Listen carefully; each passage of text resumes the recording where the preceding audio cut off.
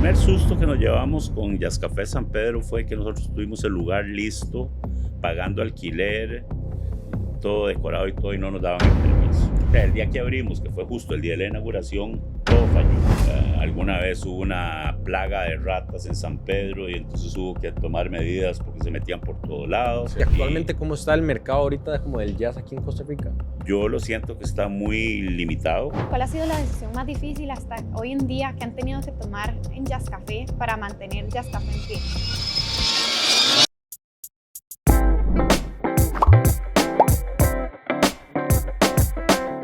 Bienvenidos a Detrás del Éxito, el podcast enfocado a todo lo que tiene que ver con crecimiento personal, conocer la historia de las personas que han logrado cierto éxito en su vida y poder hablar un poco sobre muchos temas que a todos nos interesan: negocios, inversión, dinero, religión, ¿verdad? Temas importantes, ¿verdad?, para las personas. Y hoy estamos con el dueño del Jazz Café. Estamos muy felices de estar aquí con don Carlos Sequeira. Y pues nada, don Carlos, muchísimas gracias por estar aquí, por aceptar nuestra invitación en el podcast. Y para quienes no lo conocen, ¿quién es don Carlos Sequeira? Bueno, yo soy principalmente músico ahora en esta etapa de mi vida, aunque por muchos años me desempeñé como publicista.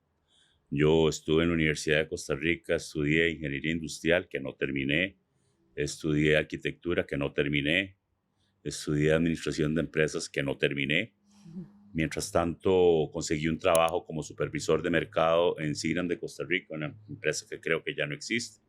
Trabajé ahí algunos años y después me contrataron de la agencia de publicidad que manejaba la publicidad de las marcas de Seagrams. Y ahí empecé, trabajé 23 o 24 años ahí. Y después me dediqué a distintas cosas y durante mi estancia en Modernoble Publicidad, que era como se llamaba la agencia en la que trabajaba, fue que empezamos a trabajar unos socios y yo en Jazz Café. Sí quería aclarar que yo no soy el dueño, somos tres y yo soy apenas la tercera pata del banco. Entonces los otros socios son Iván Rodríguez. Iván es músico también, él es el violinista y cantante de Malpaís. Y fue viceministro de Cultura y básicamente fue violinista de la Sinfónica Nacional también. Y el otro socio es un holandés, Theodor Peters, que vino a Costa Rica con la intención de establecerse en Latinoamérica. Finalmente se enamoró de Costa Rica y decidió invertir la plata que traía en algún negocio. Y ahí fue como nos empatamos. Y entonces con plata de Teo y plata que conseguimos prestada fue que arrancamos los trabajos en 1999 en San Pedro para abrir el primer Jazz Café, que bueno, que era después les cuento que tuvimos que cerrarlo unos años después. Okay. Qué bueno, qué bueno. Más bien, como decía Manu, muchísimas gracias por tenernos, por aceptar nuestra invitación y por estar acá con nosotros y por conocer la historia del Jazz Café, que es algo icónico aquí en Costa Rica. Todo el mundo conoce el Jazz Café y poder conocer detrás de la historia del Jazz Café. De verdad que más bien muchas gracias por estar acá. No, con todo gusto. Y cuéntanos, ¿cómo nació el Jazz Café? O sea, ¿cómo se empezó a dar? Bueno, Iván y yo no lo sabía cuando lo conocí, en realidad ya de verdad, fuimos compañeros en la Orquesta Sinfónica Juvenil. Yo soy un poco mayor que ellos, como 5, porque Teo e Iván tienen la misma edad, y yo les llevo como 5 o 6 años. Y bueno, a Iván lo reconocí cuando trabajando para la agencia lo contratamos como productor para una serie de festivales de jazz que se llamaba el Free Jazz Festival. Free era una marca de cigarrillos cuando en aquel tiempo se podían anunciar, y con eso hicimos el Festival de Jazz en El Salvador, lo hicimos en Guatemala y aquí en Costa Rica también. Y entonces, después de las sesiones de trabajo nos reuníamos a tomarnos una cerveza y siempre comentábamos que creíamos que Costa Rica estaba lista para tener un lugar dedicado al jazz. En ese tiempo había una generación de músicos que venían saliendo del Castella y de la Escuela de Música de la Universidad Nacional, de la Sinfónica Juvenil, en fin, había una efervescencia lindísima de músicos en ese tiempo. Que ocupaban un lugar para donde y poder desenvolverse. bueno, tenían un montón de iniciativa y un montón de necesidad de expresar otras cosas, pero no había lugares para eso. Claro. Entonces, Iván y yo, siendo músicos, pues siempre estuvimos hablando de que había necesidad de un espacio para que los músicos pudieran hacer lo que ellos querían y necesitaban hacer. Porque en ese tiempo la decisión que nosotros tomamos fue que no íbamos a tener música o grupos que fueran digamos, de los que tocaban en todo lado. Nosotros queríamos tener espectáculos que fueran de alguna manera exclusivos. Y para eso funcionó lindísimo, porque de repente esa generación de músicos tan buenos empezaron a hacer proyectos específicos para tocar en Jazz Café. Dentro de los que recuerdo a Manuel Obregón, Walter Flores, bueno, a todos los miembros del sexteto de jazz latino. Dentro de los cantautores estaba, qué sé yo, María Pretis, Pato Torres, en fin, una gran cantidad de gente, Checo Dávila como saxofonista, en fin. Toda esa gente se dedicó a hacer espectáculos diseñados para tocar en Jazz Café. Y el público además era súper receptivo, porque no importaba qué era lo que íbamos a hacer, cuando hacíamos algún evento la gente llegaba. Sabían que si había un evento en Jazz Café iba a ser algo de calidad. Iba a ser bueno.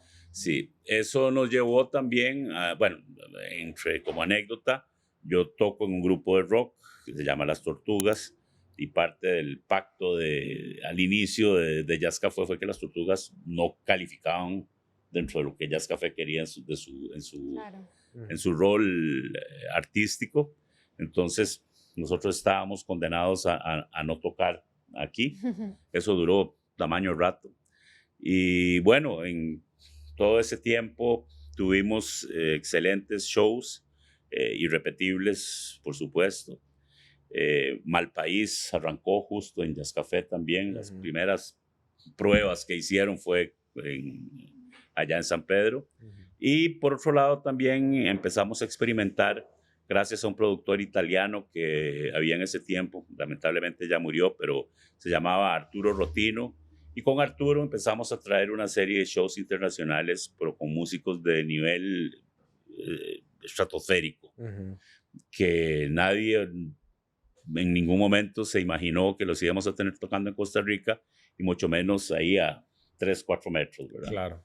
Entonces así fue como vino Dave Weckl, Dave Patitucci, los Yellow Jackets, Mike Stern, Scott Henderson, en fin, una serie de músicos buenísimos. Creo que ese fue entonces el punto clave que tuvieron ustedes como Jazz Café, de estar atrayendo a gente que la gente no creía que iba a poder ver en ese momento. Bueno, eso fue una gran ayuda, y eso fue gracias a la visión que tuvo Arturo en su momento, porque eran riesgos grandes, porque si bien es cierto, eran artistas que venían cobrándonos precios súper especiales. Claro. También es cierto que, aunque fueran especiales, eran costos muy altos. Claro. Un lugar muy pequeño, ¿verdad? Nosotros el máximo de gente que podíamos meter en Jazz Café San Pedro, pero ya sí, al top eran 200 personas. Y bueno, siempre se hacía muy duro para la billetera, aunque tratábamos de cobrar lo menos posible, porque para nosotros en realidad la puerta nunca ha sido el negocio. El negocio de nosotros es vender el consumo, bebidas y comidas. Claro. Y lo que se hace en la puerta es para pagar todo lo que tiene que ver con la música, de los músicos hasta el mantenimiento del equipo, en fin. Entonces, era difícil para la gente, pero bueno, se pagaban sumas mucho mayores por ir a ver artistas más populares en un estadio, pero pagándolo, no sé, para verlo ahí a 200 metros. Y tenerlo ahí de cerca. Sí, y aquí y la experiencia. Y en Jazz Café San Pedro, y eventualmente aquí en Escazú, pues ahí casi que encima de los músicos. Claro. Entonces esa fue una etapa muy, muy, muy linda, muy importante. Y sí, eso fue lo que nos dio un posicionamiento también muy positivo dentro de la sociedad aquí. Claro. Una pregunta, don Carlos, ¿cómo nació el nombre Jazz Café? ¿O fue improvisado? ¿Fue un plan de ponerle Jazz Café? ¿Cómo nació ese nombre? Bueno, originalmente se iba a llamar Jazz Café algo. Okay. O sea, Jazz Café, no sé, Jazz Café música, Jazz Café lo que fuera. Y nunca encontramos ese algo. Okay. Y llegó el momento en donde ya teníamos que poner lanzarlo. el huevo, y entonces dijimos, dejémoslo en Jazz Café y ahí vemos a ver. Y me parece demasiado curioso, ¿por qué café? ¿Por qué específicamente café? Yo honestamente no recuerdo por qué fue el asunto del café, Okay. porque que es cierto es que creo que casi nunca hemos vendido café. Por eso Esa es la la realidad. O pregunta, sea, porque ya sí, o sea, hace mucho match a lo que ustedes quisieron hacer desde el bueno, principio, pero el café.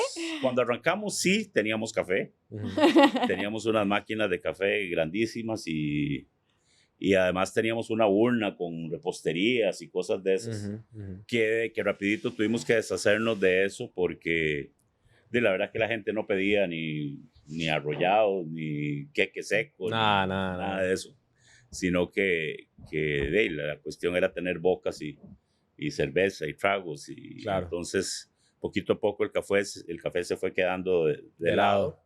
y la urna la tuvimos que salir a vender rapidísimo para poner otras mesas ahí porque de la verdad Era que demasiada la era, gente. era mucha la gente y nadie quería lo que teníamos ahí, que eran postres y repostería en general. Claro.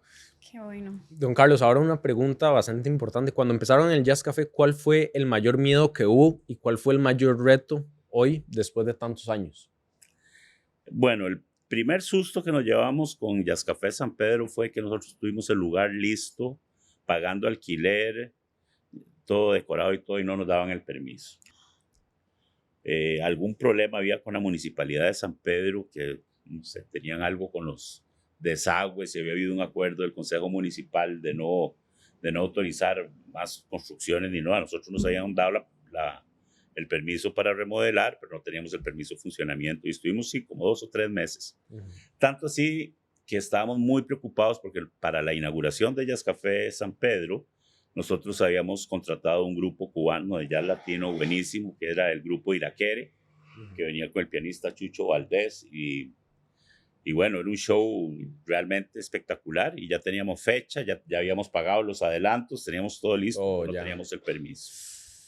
Finalmente llegó el día ya del concierto y el alcalde de ese tiempo que no recuerdo el nombre ahora, Efraín, no me acuerdo el apellido, nos dio un permiso provisional para ese día y bueno, pudimos hacer la La actividad. inauguración. El problema que tuvimos fue que nosotros habíamos previsto tener un mes el lugar abierto sin hacer una inauguración oficial, pues Ujú, para practicar. Nosotros nunca habíamos tenido un bar, no teníamos la menor idea de cómo funcionaba el asunto. claro.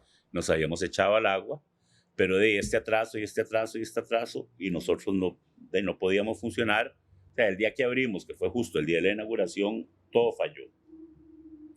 Desde que teníamos una lista de cosas, todo de acuerdo que los expertos nos habían dado, que teníamos que tener cucharas y tenedores y platos y platones y platicos y todo, y por alguna razón que yo no recuerdo cuál fue, no teníamos abridores de vino. Hijo de puña. Entonces piden la primera botella de vino y entonces ¿Y ahora llega cómo el abrimos salonero y esto? era como abrimos esto. Afortunadamente había un más por menos cerca y entonces pues alguien fue en una carrera y compró unos ahí que se desarmaban con solo utilizarlos la primera vez, pero bueno, con eso no la jugamos. Ujú, La otra cosa que nos pasó ese día fue que el sistema de facturación se trabó, o sea, el sistema de cómputo, todo no ujú. funcionó, no salían las comandas en la cocina, no, en fin, fue aquello un desastre, la mayoría de la gente se fue sin pagar, pues no podíamos cobrarles porque no sé, estaban ahí media hora esperando que les cobraran y Claro. Claro, y esa era la idea de abrir antes de la inauguración sí, para poder para tener todo eso poder detectar previsto. todo eso. Todos los problemas. Algo sucedió también con un desagüe en la cocina. Entonces mi esposa estaba ahí lavando platos y sacando y yo me metí detrás de la barra a hacer cócteles sin ser bartender, ¿no? En fin, Ujú, aquello fue un desastre. Pero el concierto estuvo buenísimo y la gente realmente salió contento. contenta del show, muy descontenta con el servicio porque aquello fue efectivamente un desastre.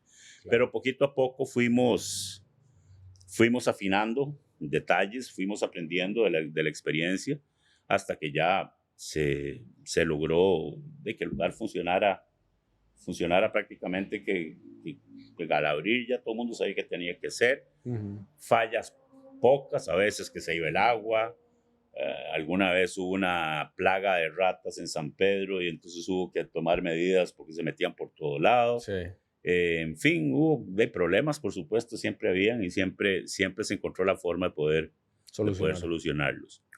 Con Jazz Café San Pedro nos pasó que a pesar de que todo eso estaba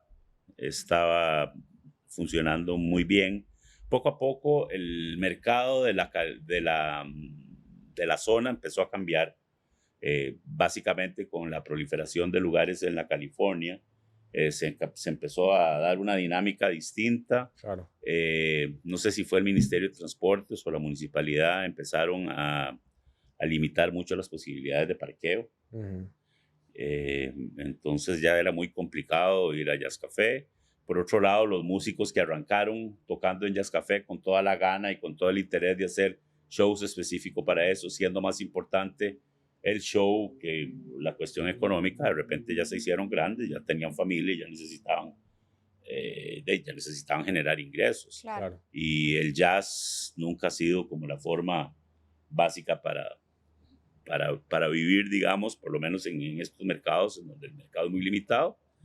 Y bueno, entonces ellos empezaron a meterse en grupos y en proyectos más populares que le generaran mucho más ingresos. Eso hizo que también tuviéramos que cambiar nosotros la dinámica de lo que presentábamos en Jazz Café. Y bueno, empezó a cambiar, como les decía, el mercado, la zona. Empezaron a proliferar otros lugares ahí, porque cuando nosotros abrimos Jazz Café San Pedro, había muy pocos lugares en la zona. Claro. Estaba el Cuartel en la California y algunos otros lugares de esa zona, como Aquelarre, el Cuartel, no sé, un bar que se llamaba Catástrofe. Pero en San Pedro estaba Baleares, un lugar que se llamaba Tequila Willis, que era mucho más, una onda más como más juvenil y más popular. Pero de repente empezaron a abrir otro montón de lugares y entonces ya la gente se dividió en cuanto a las posibilidades de entretenimiento. El tipo de música que estábamos presentando pareciera que dejó de ser interesante para la gente. El mercado fue evolucionando.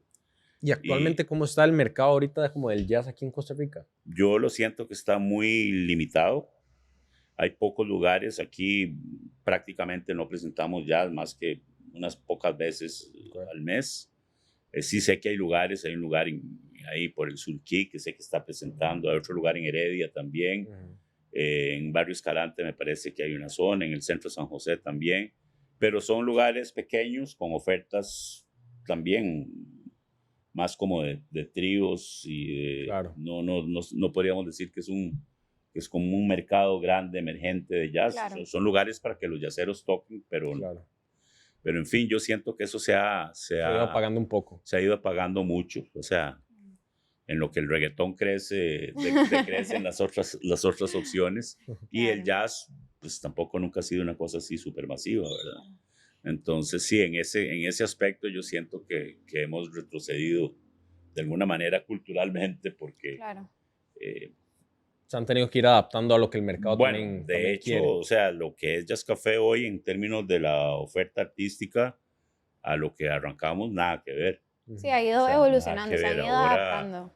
Ahora aquí se presentan los grupos más populares del país, desde rock hasta plancha, hasta salsa, en fin, sí, ya no es lo que fue.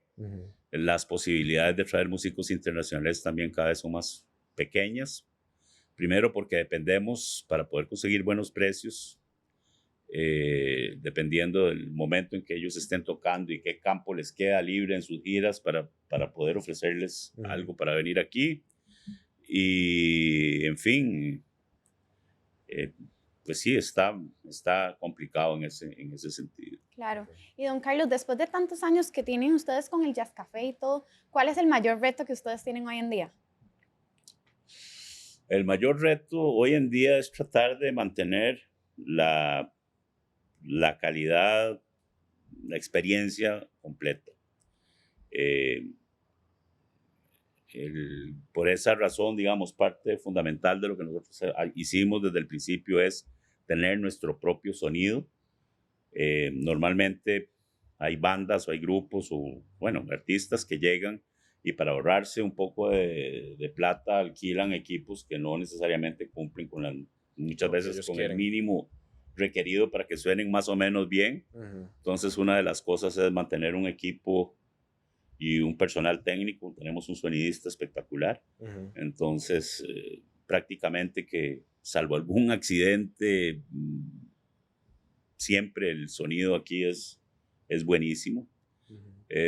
Nada más es un lugar para venir a oír la música, no es un lugar para que la gente se queja que está muy duro, pero bueno, esa es un poco la idea. El Venir a objetivo escuchar la principal es música, venir por la disfrutar el música. evento. Claro. El servicio siempre es el reto, la verdad, el servicio siempre es el reto.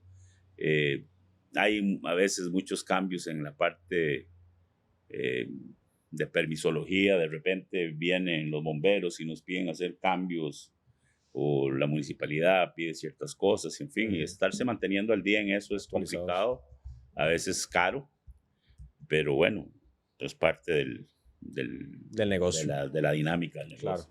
Si tuvieras que recordar algún concierto o momento inolvidable en el Jazz Café, ya sea aquí en Escazú o en San Pedro, ¿cuál dirías que es ese momento como que te ha marcado bastante?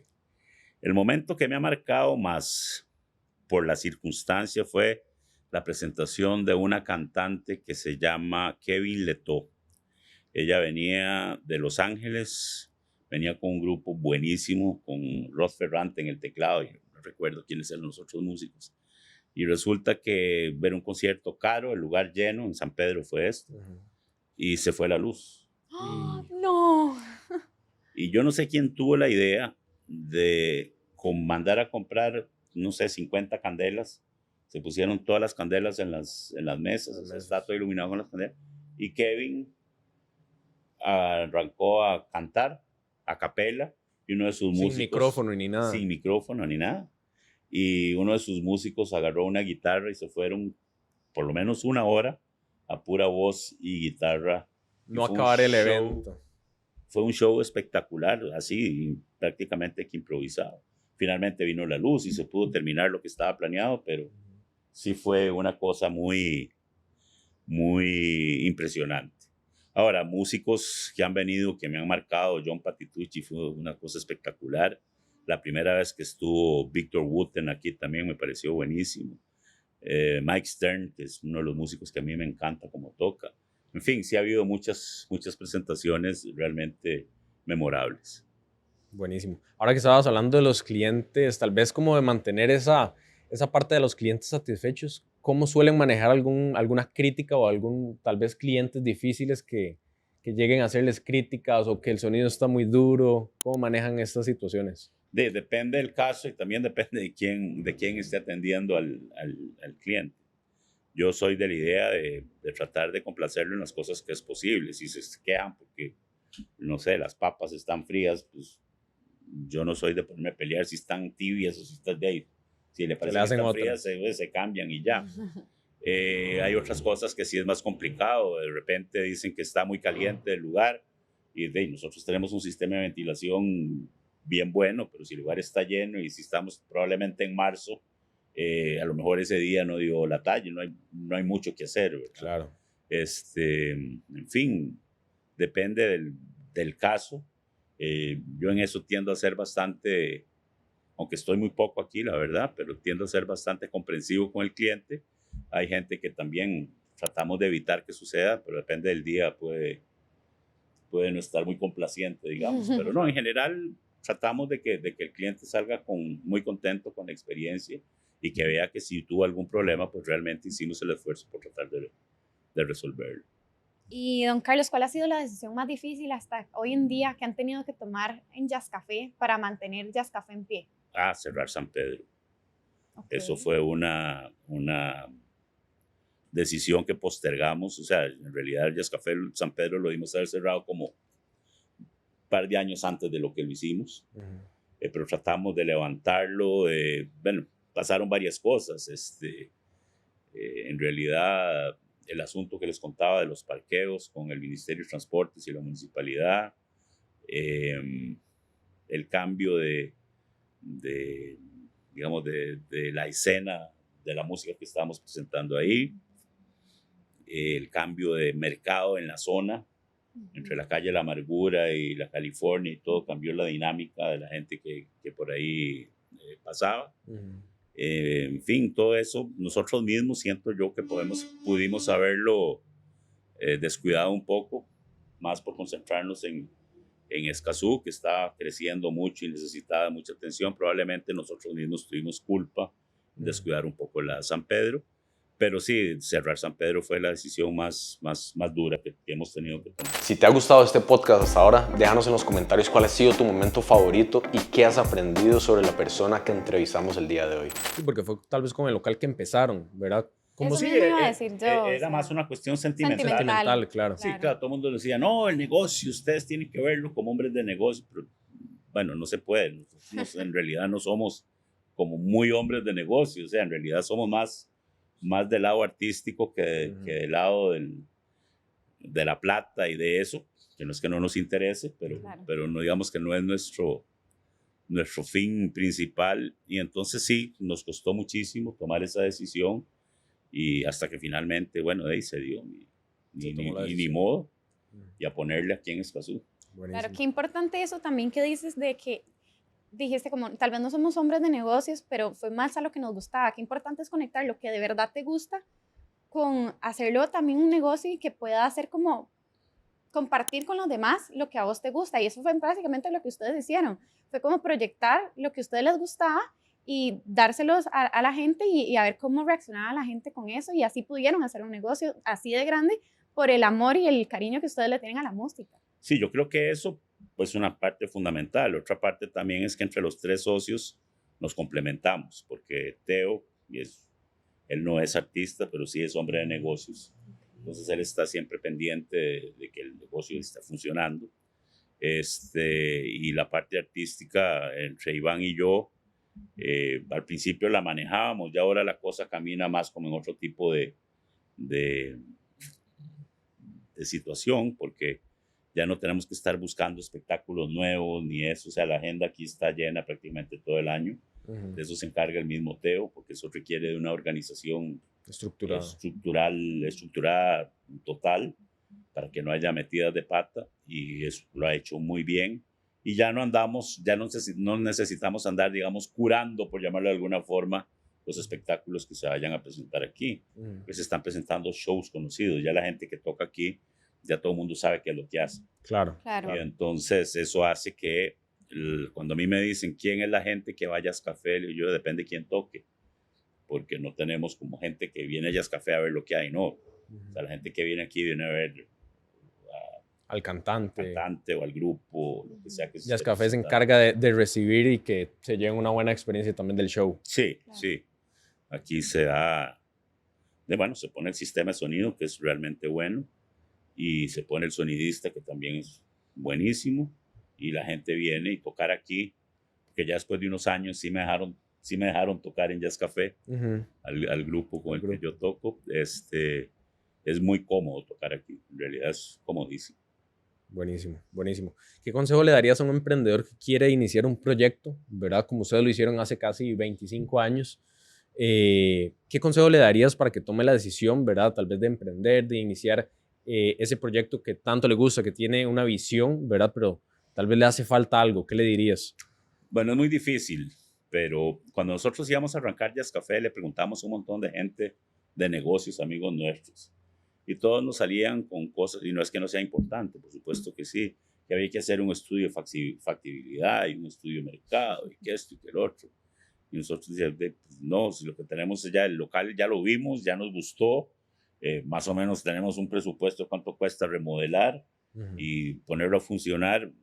De ponerme a hacer ahora un estudio de mercado y eso, y no sabemos ni cómo arrancar eso, y entonces había que contratar profesionales para eso y tampoco teníamos la plata. Más gastos aún. Entonces yo creo que lo que nos ayudó y el consejo que yo sí le puedo dar a la gente es que conecte con el tipo de actividad que va a hacer. O sea, que sea algo que conozcan, que vivan y porque tengan mucha pasión, como en el caso nuestro, con la música. Se van a dar cuenta después de que la música no es solo lo mucho que uno disfruta de eso, sino que tiene un montón de aspectos que uno no se imaginaba y que hay que empezar a manejar, y para los que uno probablemente no estaba preparado y hubo que ir aprendiendo en el camino. Pero sí, yo creo que lo más importante a la hora de montar un negocio, un emprendimiento, es conectar con lo que se va a hacer. Okay. Buenísimo. ¿Y cómo ves el futuro de la música aquí en Costa Rica, especialmente en un mundo tan digital? Bueno, esa es una excelente pregunta que yo me encantaría tener una respuesta. La música ahora ha ido evolucionando de una manera que cada vez es más importante quién toca o quién es el artista más que la actividad artística que está desarrollando. Entonces ese es un cambio al cual yo no estoy acostumbrado.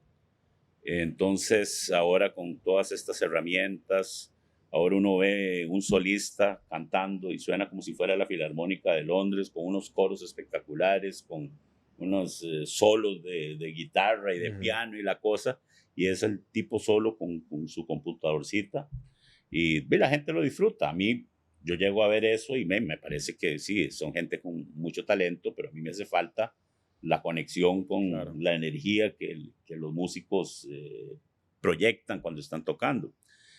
Sin embargo, ahora pues la gente se acostumbra, se ha ido acostumbrando a la presentación de que sí, suena bien y no sé, me parece que se ha hecho un poco menos personal y esa parte de la música me preocupa. Claro. La producción también, el otro día leía a alguien que decía que en los viejos tiempos la gente se preocupaba por hacer una inversión millonaria en tener los mejores equipos. Y entonces alguien decía, bueno, nosotros en el estudio tenemos una grabadora de no sé cuántos miles de dólares, una consola de no sé cuánto, unos procesadores, no sé qué, micrófonos de $20,000, todo un sistema de producción carísimo para que al final la gente termine oyéndolo en unos audífonos de $20.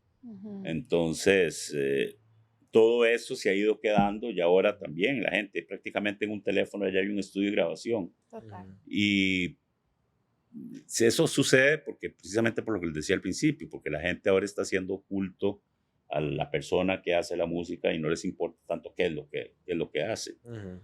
Pero bueno, yo creo que son ciclos. Cuando yo empezaba en lo de la música, el mayor enemigo eran las discomóviles. Y entonces los artistas decían que se iban a morir de hambre porque las discomóviles cobraban la cuarta parte de lo que cobraba un grupo y la gente bailaba igual. Claro. Sí, pero no es lo mismo. La gente igual baila, pero no se siente igual. Claro. Finalmente otra vez volvió a salir la música en vivo y bien, estamos ahora en un ciclo en donde la parte tecnológica tiene mucho que ver y el desarrollo de la gente en ese sentido pues también es muy importante en la parte de la ejecución. Yo siento que ahora hay músicos ejecutantes en cantidades industriales, gente que ha tenido una posibilidad de aprender en un montón de lugares. Cuando yo quería de chiquillo aprender a tocar guitarra y resulta que había 2 o 3 profesores que eran muy caros para su época, que andaban dando clases en los distintos a domicilio, o había una señora cubana que daba clases de guitarra una vez a la semana en Teleclub. Entonces ahí uno aprendía a hacer que los primeros los acordes, el círculo de do y la cosa, y eso era como se aprendía. Ya después vino la Sinfónica Juvenil, el Conservatorio de la Universidad de Costa Rica se abrió mucho más a gente más joven, empezó la Escuela de Música de la Universidad Nacional, el Conservatorio Castella. En fin, empezaron a proliferar una serie de academias por todo, en todas las provincias prácticamente. Y entonces ahora los muchachos tienen opciones para aprender, bueno, sin contar YouTube y todo lo que pasa en Internet, ¿verdad? Que uno podría hasta tener clases solo ahí. Y entonces creo que la calidad de los instrumentistas que hay ahora es impresionante y la cantidad también. Claro. Lo único que es mucho más difícil abrirse campo, porque ya no existen las compañías disqueras que daban todo el respaldo antes a los productos que manejaban. Entonces ahora cada quien tiene que jugársela en redes sociales y todo y a ver quién... Empezar a crear esa marca, ¿verdad? Sí, en redes sociales. Sí. No, y pues, como todo ha ido también como cambiando todo. Y siento, digamos, cuando yo a veces pienso en lo que hemos estado hablando del constante cambio y como lo que hemos venido hablando también, como el Jazz Café, como ha estado un constante cambio, yo siempre he escuchado una frase que dice, no es más fuerte ni el más inteligente el que sobrevive, sino aquel el que se adapta más rápido a los cambios, el que sobrevive. Y creo que es un lema demasiado fuerte que también tiene el Jazz Café y que se ha ido innovando. Y así. Sí, nosotros forzosamente hemos tenido que ir cambiando, muchas veces inclusive en contra de cómo empezó, claro. de lo que nos hizo famosos, digamos. Pero bueno, pide. ahora yo creo que sí, hemos sido un lugar muy importante como fuente de trabajo para distintos músicos de un montón de géneros. Y sí, yo creo que hemos sido bastante importantes para el desarrollo del ambiente musical del país. Siento que el trabajo al principio nos ayudó mucho y ayudó a un montón de gente a exponerse, y ahora este es el resultado de eso, ¿verdad? Claro. Ahora una pregunta que me surge mucho, digamos, por la parte como artística y que también, pues, este es un lugar en vivo. Hace unos años tuvimos la pandemia. Cómo ustedes estuvieron en la época de la pandemia? ¿Cómo surgió el negocio? ¿Cómo estuvo? Todos sus altos, sus bajos. ¿Cómo pudieron manejar ese aspecto que no estaba en manos de ustedes, sino era un tema ya global que se tenía que prácticamente cerrar el local? ¿O cómo se manejó eso? Bueno, nosotros estuvimos prácticamente cerrados 2 años, porque aunque bien es cierto que en algún momento empezó alguna apertura, por la dinámica del lugar, a nosotros no nos servía 2 horas. En 2 horas no se monta un show, no se presenta el show, no hay tiempo para vender. A veces salía más caro abrir y tener todo el personal y todo, para la gente también estaba con miedo de salir, entonces tampoco era que eran unos llenazos. Claro. Entonces, durante la pandemia, finalmente lo que hicimos fue sacar todos los congeladores, dárselo a los empleados para que no se perdiera y que cada quien se llevara lo suyo. Y desconectamos, jalamos el switch, pusimos el candado y nos fuimos 2 años.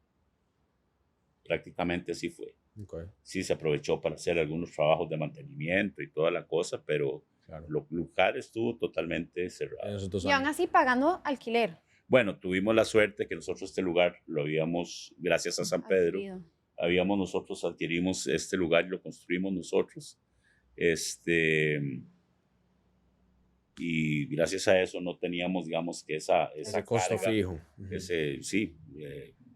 no teníamos esa carga, pero bueno, de estar cerrados con un lugar así también no es que no costaba plata, Claro, Claro. claro. pero sí, no teníamos esa presión de un alquiler. Claro. Ahora, don Carlos, si mañana lo perdiera todo, el negocio, los escenarios, la marca, ¿por dónde empezaría? Bueno, yo no sé si yo a esta edad estoy para empezar algo, pero no, yo me quedaría con la parte de la música. Yo me trataría de arrancar tratando de tener algún proyecto de tipo musical. No sé si un grupo, no sé si ser productor, no sé si ser manager de alguien, pero eso es lo que me gustaría, si algo ligado a la música forzosamente. Okay. Buenísimo, buenísimo. ¿Qué es lo que más lo enorgullece a usted cuando mira hacia atrás y ve todo lo que ustedes han construido con el Jazz Café? A ver la gran cantidad de músicos que son músicos hoy en día y muy reconocidos gracias a que tuvieron la oportunidad de estar en estos escenarios. Sí, eso es lo que más me enorgullece y me alegra mucho que mucha de esa gente lo reconoce públicamente. Si no hubiera sido por Jazz Café, quién sabe si estarían teniendo el éxito o la cantidad de trabajo que tienen en estos días. ¿Qué es lo que diferencia el Jazz Café de los diferentes otros lugares donde se puede llevar artistas?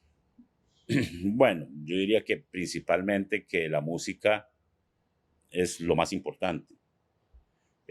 Cuando nosotros empezamos con esto, siempre los lugares que iban a presentar música en vivo montaban el restaurante, las sillas, las mesas, las barras y todo, y en el rincón más escondido ahí era, bueno, ahí para los músicos. El escenario. Y entonces ahí es donde, bueno, cuando había escenario, normalmente no había un escenario. Nosotros cuando hicimos San Pedro, la idea, y esa fue una idea de Iván Rodríguez, es decir, no, yo quiero que la gente esté encima de los músicos. Entonces por eso, no sé si recuerdan San Pedro, la tarima no estaba al fondo, que era lo más lógico, sino que estaba a la mitad del lugar, precisamente para que la gente estuviera alrededor, prácticamente involucrada en el show. Y aquí tratamos de hacer algo igual, lo que pasa es que por ser mucho más grande el lugar, teníamos que mantener que la óptica, la visión de la tarima fuera de todos lados, Claro. que no hubiera lugares con visibilidad limitada. Entonces, lo hicimos un poquito distinto, pero básicamente el concepto es igual, en el puro centro. Sí, prácticamente todo, digamos, todo lugar viendo hacia el escenario y que el centro de todo sea el escenario, el centro del espectáculo, ¿verdad? Correcto. Entonces, bueno, hay lugares que tienen su escenario y su cosa, pero no hay muchos, porque también manejar o sea, nosotros ya tenemos 25 años de estar en el negocio de la música y ya conocemos perfectamente cómo funciona. pero el negocio no es fácil. O sea, esa parte de estar tratando con los artistas y las agendas y los equipos y todo eso es bien, bien Bien complicado. complicado, claro. De hecho, eso era lo que te iba a preguntar, ¿cómo le manejan la presión de mantener un estándar tan alto con el tipo de artistas que, que ustedes traen acá y el público que espera siempre lo mejor? Bueno, la gran ventaja es que hay un nivel artístico muy alto en el país, esa es la realidad. Entonces ya esa parte, si bien es cierto, algunas veces le damos oportunidad a bandas y a grupos y a músicos emergentes que muchas veces no estamos muy seguros de cómo va a salir el show. Por lo general, los que vienen es gente que ya está consolidada, que ya tiene, pues, no quiere decir que no puedan tener una mala noche, pero Claro. en general la calidad de los shows está garantizada por la calidad de los artistas que se presentan. Pero sí, es complicado.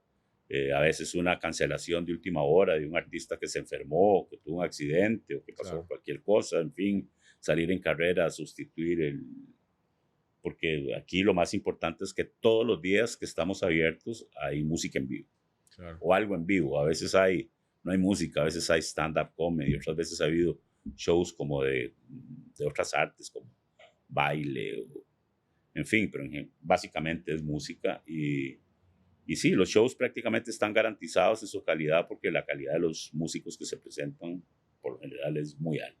Claro. Buenísimo. Claro. Ahora, para más o menos ya ir cerrando un poco, ¿cuál ha sido el mejor consejo que le han dado a lo largo de su vida, don Carlos? Eh, Difícil porque me han dado muy buenos consejos y muy malos también. Pero en términos del negocio, yo creo que es no dejar que los sentimientos finalmente terminen involucrando una decisión del negocio propiamente.